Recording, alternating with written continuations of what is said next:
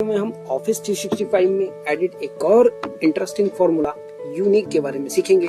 यहाँ पर आप देख सकते हैं इस कॉलम में हमारे पास कुछ डेटा अवेलेबल है जिसमें से हमें यूनिक वैल्यूज को सेग्रीगेट करके इस कॉलम में लेके आना है। इज इक्वल टू देकर आपको यूनिक फॉर्मूला टाइप करना होगा, फिर एरे पूछेगा तो उसमें सिंपली आप अपनी रेंज दे दीजिए और ब्रैकेट को क्लोज करके एंटर हिट कर दीजिए। अब आप देखेंगे इस कॉलम में इतनी सारी वैल्यूज थी, इसमें से जो भी डिस्टिंक्ट वैल्यूज थी उसने इसे एक्सट्रैक्ट करके इस कॉलम में ला दिया। वीडियो इन्फॉर्मेटिव लगी हो तो हमारे पास कुछ स्टूडेंट्स के नेम है और उनके मार्क्स दिए हुए हैं। हमें यहाँ पर उनकी ग्रेडिंग करनी है और वो ग्रेडिंग कुछ इस तरीके से हमें करनी है।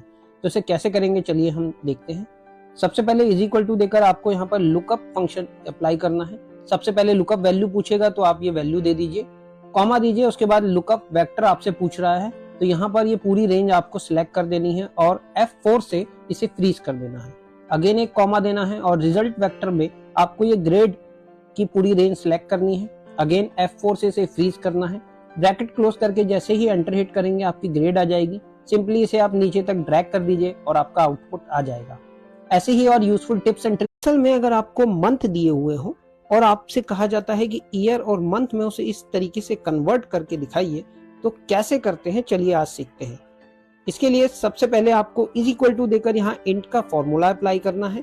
ये नंबर में सिलेक्ट करना है, फिर उसके बाद डिवाइड देना है इसे 12 से, क्योंकि 1 ईयर में 12 मंथ होते हैं।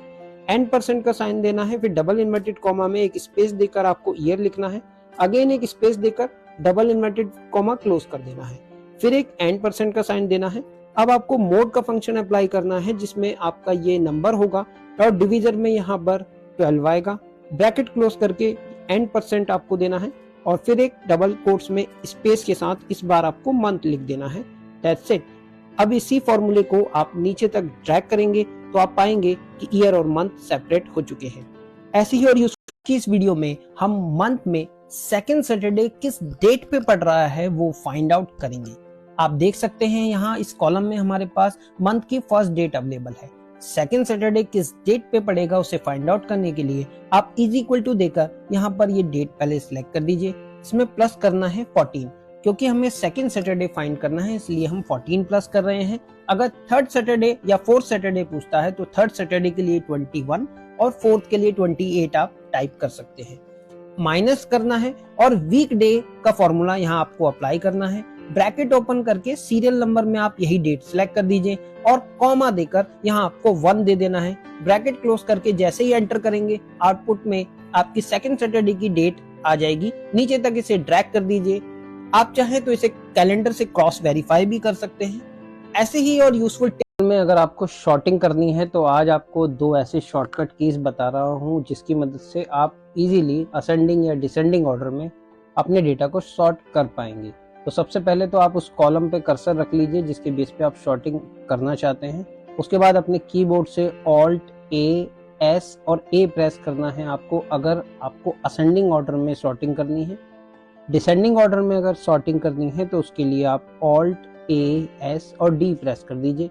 डिसेंडिंग ऑर्डर में सॉर्टिंग हो जाएगी। आई होप आपको वीडियो पसंद आई होगी। वीडियो को शॉर्टिंग करनी है तो आज आपको 2 ऐसे शॉर्टकट कीज बता रहा हूँ जिसकी मदद से आप इजीली असेंडिंग या डिसेंडिंग ऑर्डर में अपने डेटा को सॉर्ट कर पाएंगे। तो सबसे पहले तो आप उस कॉलम पे कर्सर रख लीजिए जिसके बेस पे आप शॉर्टिंग करना चाहते हैं। उसके बाद अपने कीबोर्ड से Alt A S और A प्रेस करना है आपको अगर आपको असेंडिंग ऑर्डर में सॉर्टिंग करनी है।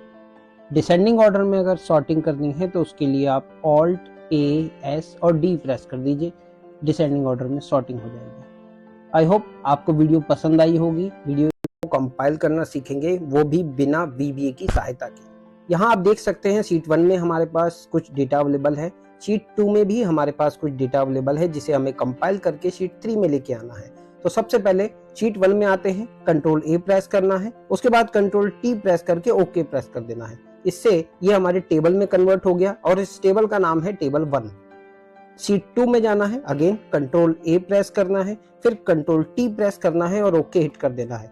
ये डेटा भी हमारा टेबल में कन्वर्ट हो गया जिसका नाम है टेबल 2। अब कंपाइल शीट में आना है और यहाँ पर इज इक्वल टू देकर आपको V स्टैक का फॉर्मूला अप्लाई करना है। एरे 1 में आपको यहाँ पर टेबल 1 सिलेक्ट करना है, कॉमा देना है। एरे 2 में टेबल 2 सिलेक्ट करना है और उसके बाद ब्रैकेट को क्लोज करके केवल एंटर हिट कर देना है। अब आप देखेंगे दोनों शीट का डेटा थर्ड शीट में कंपाइल हो गया